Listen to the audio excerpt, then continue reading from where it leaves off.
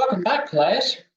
We're going to spend a few minutes talking about knowledge and skills that are required to I don't want to even say survive, that are required to excel in the world of health informatics. And then we're going to just quickly get into some more of the kind of historical, where have we been, where do we think we're going in the world of healthcare informatics. And one of the things that I guess has confronted me over the years and a lot of my peers at other health plans is the inordinate amount of time that we have to spend when we hire a new individual, especially an individual right out of undergraduate or right out of even a graduate program. The amount of time we spend trying to bring them up to speed in their understanding of health and healthcare concepts and definitions, um, understanding how, from a economic perspective, to tie the issues that they find in healthcare to the financial well-being of the company that they work for. Most of them don't understand that it is they're playing a role as part of their job as a um, to ensure that the company that they work for is profitable. Whether you're on the providers, whether you work on the provider side, whether you work on the payer side, maybe you're working for a consulting group, you have a responsibility to ensure that the information you provide is going to assist your company in maximizing profits. Remember, go back to the three pillars. The second pillar of economic thought is self-interest, optimization, maximization. Companies are in business for one reason and one reason only. And what is that reason? That reason is to make a profit. So it's your responsibility, or it's an analyst's responsibility to do the best job possible in trying to provide that information that allows the company that they work for to be as profitable as possible. And so one of the first things that I look for is when I'm interviewing individuals is what is their understanding of healthcare? Do they have a foundational knowledge? Do they have enough knowledge that I can move them forward? Do they have an analytical mindset? Because when you're talking about health informatics, you've almost got to be a detective. You've got to be willing to roll up your sleeves, get down in the data, get down in the basis of the information, and take that information and turn it into knowledge. Again, goes back to the last segment that we were talking about. Data, information, knowledge, and then how do you turn that knowledge into a mindset, or how do you use that knowledge to change the mindset or change behavior of individuals, maybe within your own company? A lot of times that you're working at this health informatics, you're actually working as a business analyst.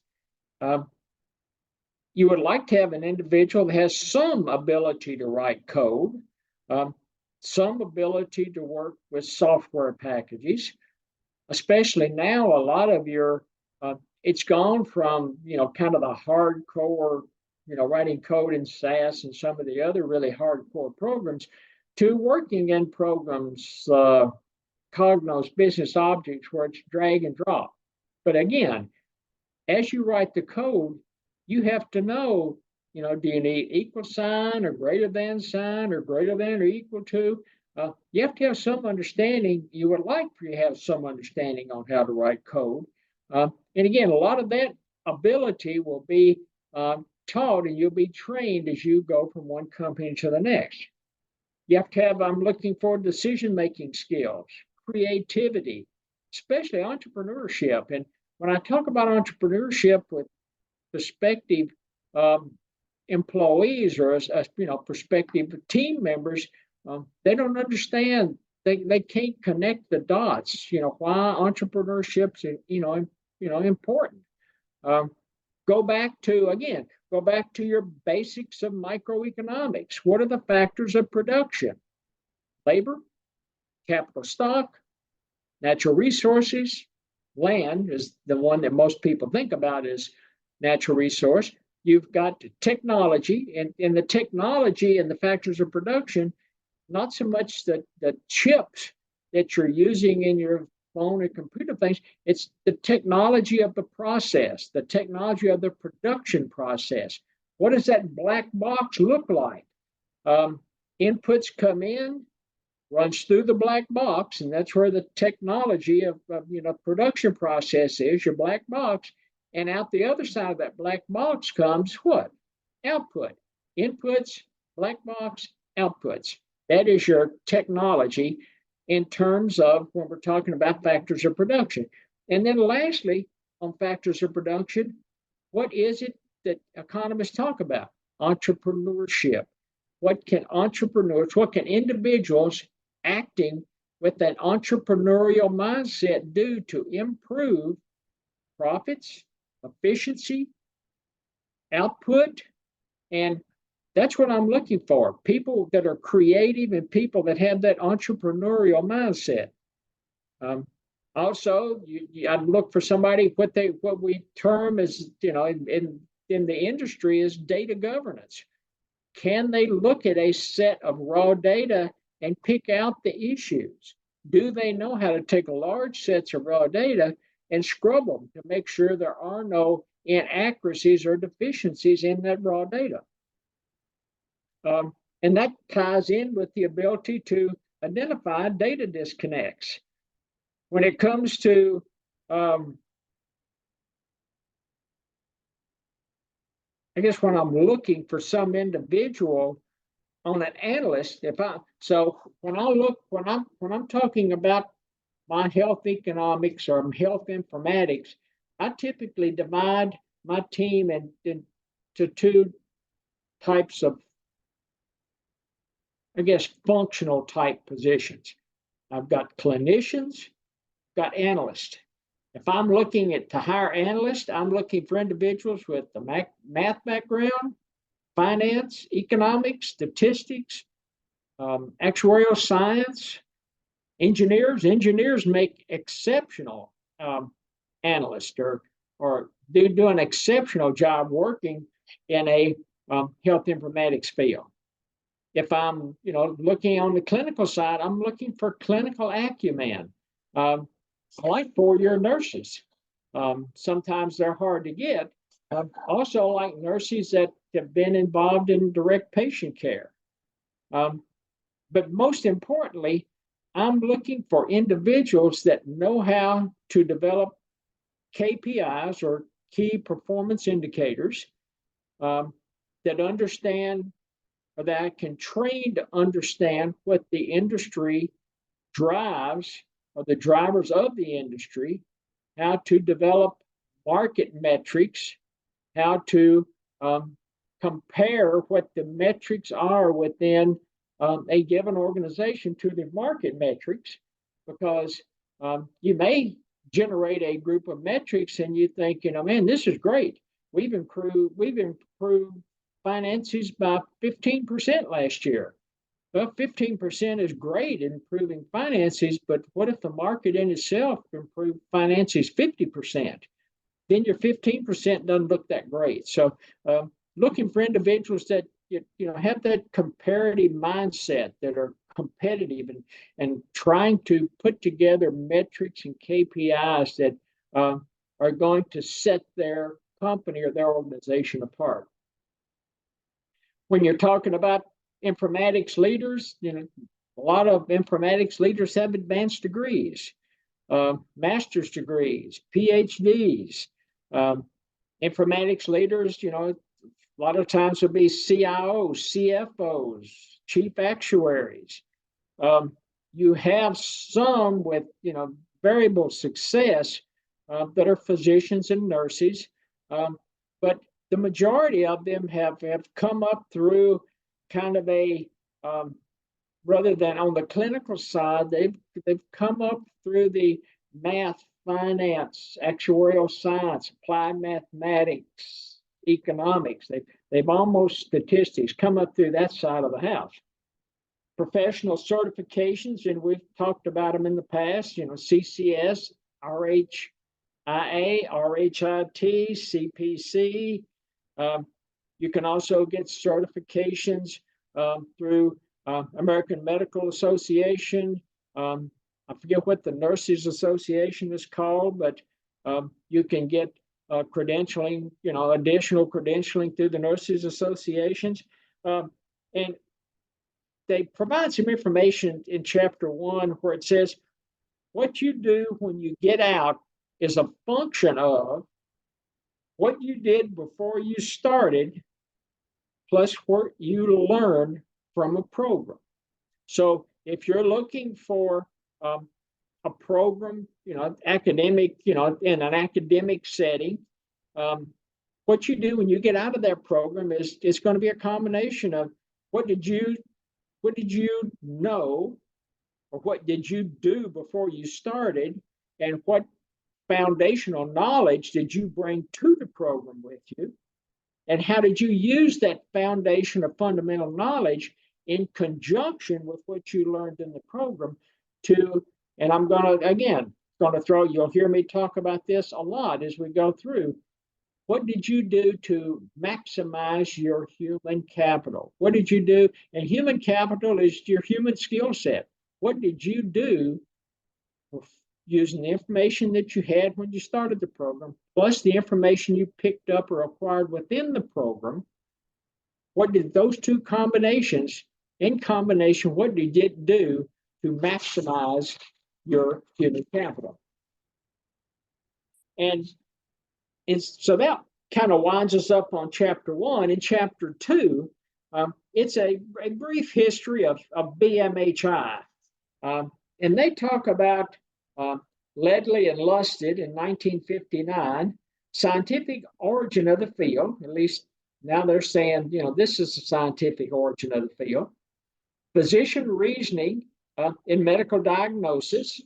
And when you're talking about physician reasoning, you're talking about symbolic logic, understanding results, evaluating the patient, integrating possibilities or probabilities of outcome, value theory, quantify the complexity of values that go into medical decision making. And it all gave rise to an early concept of artificial intelligence. So when you're talking about artificial intelligence and machine learning, what did the data teach you? A lot of that played into evidence-based medicine. A lot of it plays into the physician's reasoning when it comes to a medical diagnosis. In this paper, when they're talking about the 1959 paper, this paper, along with others, gave rise to expert systems, development of scoring-based or rule-based systems. So go back to Arrow's article, and his was published in 63. This article was published in 59, and for all we know, Arrow read that article in 59 and got the seed for his 1963 article from the Ledley and Lusted article that was published in 1959. And that led, at least early on, again, artificial intelligence, some machine learning, development of the electronic health record and the electronic medical record. It walks you through the development of the electronic health record. And started out, a lot of it was, and the acronym is MUMPS, MUMPS, still in existence today on electronic medical record. If you go to the VA, if any of your veterans happen to go into VA, that old MUMPS system is still sitting there with the system that the VA uses. It's still the basis of EPIC. I took an individual to the emergency room one day last week because the individual couldn't get there on their own, and I sitting there in the corridor, typical ER. You get on the internet, and it's like, your wait time is 51 minutes. I think, okay, that's not bad. Um, I'm not sure how they calculate it. Again, it goes back to calculation. I don't know how they calculate that 51 minutes because we got there at 10:30 in the morning and it was almost 8 o'clock before we got home. So um, that's a long time to sit in the ER. And a lot of it was just sat in the hall because the ER is extremely inefficient. They're doing this, they're doing that. Nurses are, prodding and poking on you. You got all these docs running around from one exam room to the other. Um, it looks, and I'm sure it's somewhat organized chaos.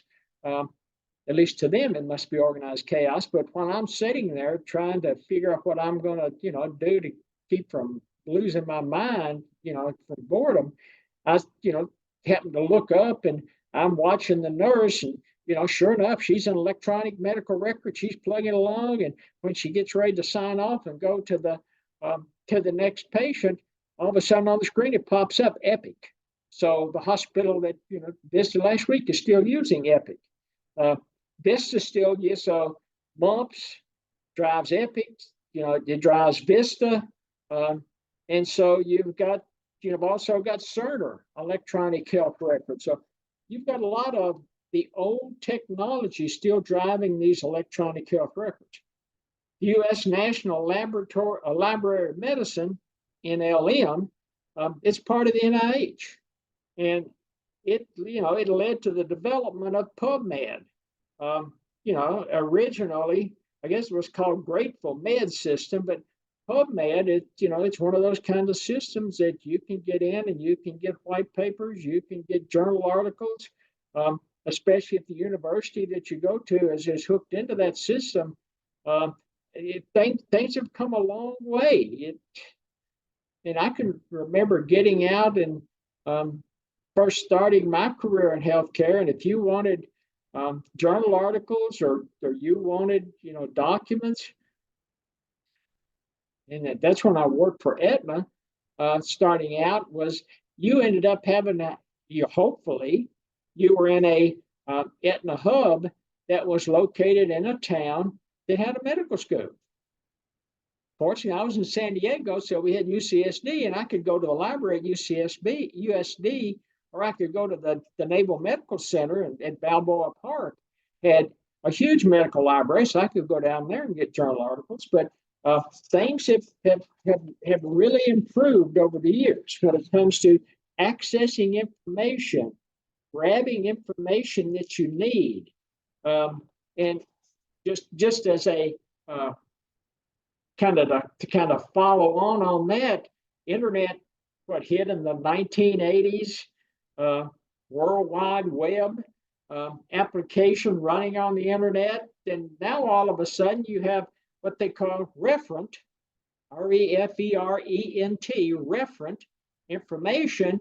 And referent information is just comparative statistics, comparative KPIs, comparative metrics that you can compare the success of your organization with others. And you've got the Kaiser Foundation, you've got Robert Wood Johnson Foundation, you've got CMS, Centers for Medicare and Medicaid Services, CDC, Centers for Disease Control and Prevention. I'm not sure how many people have that much faith in CDC since the COVID pandemic, but they still have a wealth of information, a lot of big data. State and federal healthcare agencies have a wealth of information that you can grab. NIH, again, National Institute of Health, have access to healthcare information. And then again, you've got the World Health Organization, the WHO or the WHO. But again, since COVID, I'm not sure how many people are comfortable going to the World Health Organization. Also, you've got the Institute of Medicine, IOM.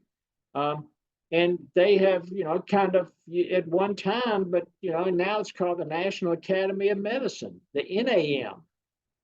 You've got computer-based patient records. And again, one of the reasons that you go to electronic health records, if you've ever seen a medical record that's been handwritten by a physician, it's ineligible, inefficient, error prone. it is extremely difficult to decipher because nurses and physicians both, maybe nurses not as much as physicians, but physicians have terrible handwriting. And over time, one of the real attributes of the electronic health record or the electronic medical record, while it might not have standardized a lot of a language, it provides you information in electronic format that you can read. And you still have to worry about the error piece of it, but at least you can read it and at least understand what's in there. For the Record was a publication by the National Academy of Medicine, just like the computer-based patient record was a publication. It was banging on paper copies, and then For the Record, another publication for an NAM, and it dealt with the privacy issues with the electronic medical record and the electronic health record. You've got all this information flowing through the internet, and who knows who's grabbing that information and what they're using it for. And then the government instituted HIPAA, HIPAA, Health Insurance Portability and Accountability Act, to try to get their arms around the security issues, especially with patient health information or patient health records. If you've ever gone to work at in a provider or especially a health plan or government agency, you have to take HIPAA training. Not only do you have to take HIPAA training and pass it in that first week that you're going through orientation, but it's on an annual basis. You're tested, you're constantly tested to make sure you understand the impact of HIPAA training and understand the impact of what could go wrong with a data breach, especially when it comes to patient records. And then there was another one, document or another report that came out from NAM, and it says to err is human. And that one focused on medical records are common. And that was kind of the rise to the safety movement among not only patient medical records, but safety movement within hospitals and safety movements with just in provider practices in general.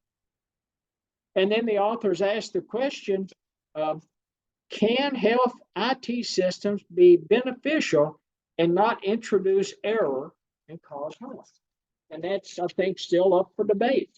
How much error is still within the technology, or what's the probability that error can still be introduced into the medical record given the technology that we have? Health information technology for clinical and economic health, HITECH, that's what you usually see the acronym. It's HITECH. And that was the Health Information Technology for Clinical and Economic Health Act. And it was a watershed event, at least according to these authors, for BMHI. It drove the use of electronic health record. AI has been driven by machine learning. It's, so machine learning and AI are not only driving healthcare now, but they're going to be significant drivers in the future because the theory is they learn from the data. They learn from the data and can be more efficient than human cognitive skills. I still think you need the human cognitive skills to evaluate the information that's driven or the information provided by artificial intelligence and machine learning.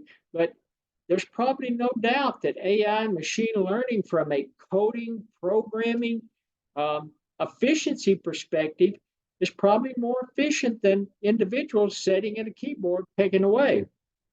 And then another thing that they talk about is natural language processing. And that is one of the IT improvements over the years that I've used in the past. And basically what that means is you can take a hospital record.